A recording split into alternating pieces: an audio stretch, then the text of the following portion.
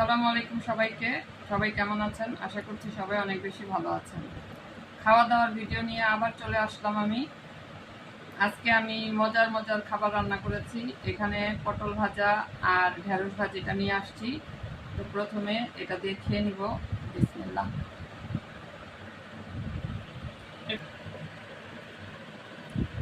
পটল ভাজাটা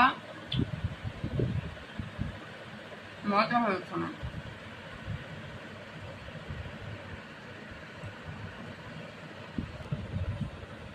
পটল ভাজাটা দিয়ে খেয়ে শেষ করে দিলাম। এখন আমি ঢেঁড়স ভাজিটা ট্রাই করছি। গতকালকেও ঢেঁড়স ভাজি করেছিলাম, মজা হয়েছে। অল্প করলে ওই জিনিসটা বেশি মজা হয়, বেশি করে করলে মজা হয় না।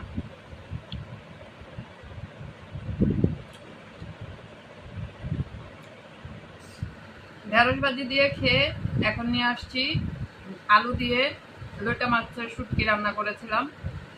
শুটকির তরকারিটা দিয়ে ভাত খাবো একদম মনের মতো করে, তাই আপনাদের সাথে ভিডিওটা শেয়ার করছি। এই যে লোটা মাছের শুটকি এগুলি কিছুদিন আগেও আমি রেসিপিটা দিয়েছিলাম, মানে পুরো ফুল ভিডিওটা রান্নার করেছিলাম, আজকে পুরোটা করিনি। বিসমিল্লাহ।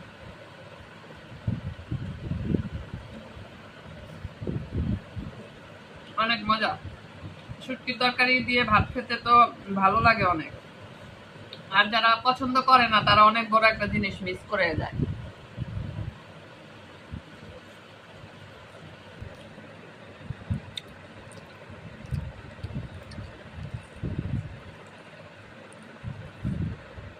আমার মেয়েকেও খাইয়ে দিলাম।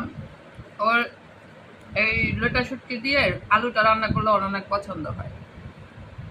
শুটকির যে কোনো তরকারি, আলু বেগুন দিয়ে হোক বা এই যে এভাবে লোটা শুটকি মাছের মানে তরকারিটা হোক, এই শুটকির ভর্তা হোক, সাথে কিন্তু আর কিছুর প্রয়োজন হয় না।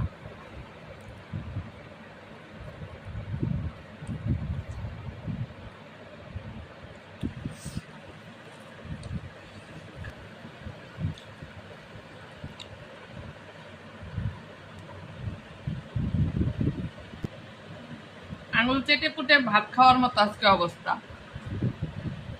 অনেক মজা পেয়েছি খেয়ে, আলহামদুলিল্লাহ, আল্লাহর কাছে শুক্রিয়া। আপনারাও এরকম মনের মতো করে রান্না করে খাবেন। সবাই ভালো থাকবেন। আল্লাহ হাফেজ।